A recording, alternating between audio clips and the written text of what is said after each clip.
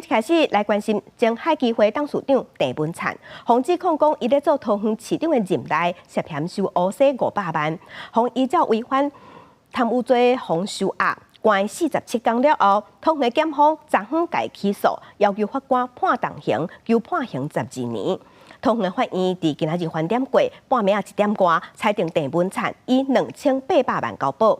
限制自己、限制出境出海8个月，伊伫1点钟左右有装着钱，伫今仔日透早5点外离开法院。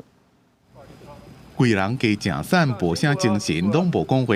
前海基会董事长郑文灿涉贪的案件，通地院伫今仔透早1点外裁定郑文灿2800万交保，限制大所在加出境出海8个月。郑文灿被裁定交保了后，以前的部下间亲友伫1点钟内装着保释金。今仔透早5点外，律师陪伊坐车离开。郑文灿涉贪的案件，伫咧被羁押47天了后，同地检署宣布侦结，依照贪污等罪嫌起诉郑文灿等11个人。检方指出，因为汇款的金额到500万，而且郑文灿自头到尾拢否认法案无后悔，更加欢迎重判12年。102年的8月22日，杨姓被告在请托之后，曾经向这个郑姓被告表示说，假如能够给予帮助的话，我们不会失礼。得知所使用的行动电话遭通讯监察，来源就是那个郑姓被告有跟他讲说。你爸爸嘴巴很大。图检表示，姓杨、姓敖加姓廖的被告，希望甲南口华雅科技园区东边9.12公顷的农地进行市地重划开发赚利头。自2016年开始，拜托郑文灿，并且送钱，拢互检调掌握监听，敢若是听到风声，郑文灿赶紧甲汇款退回。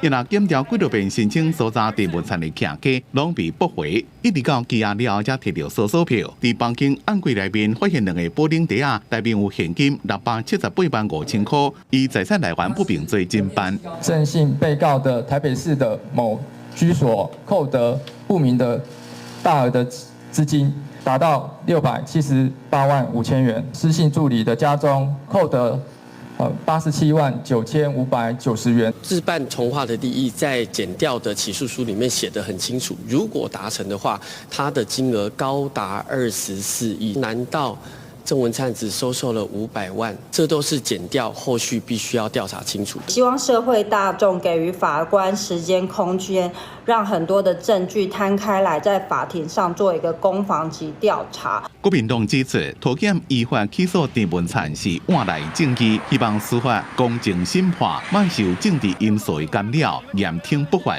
因若民进党是讲尊重司法的调查，一切依法办理。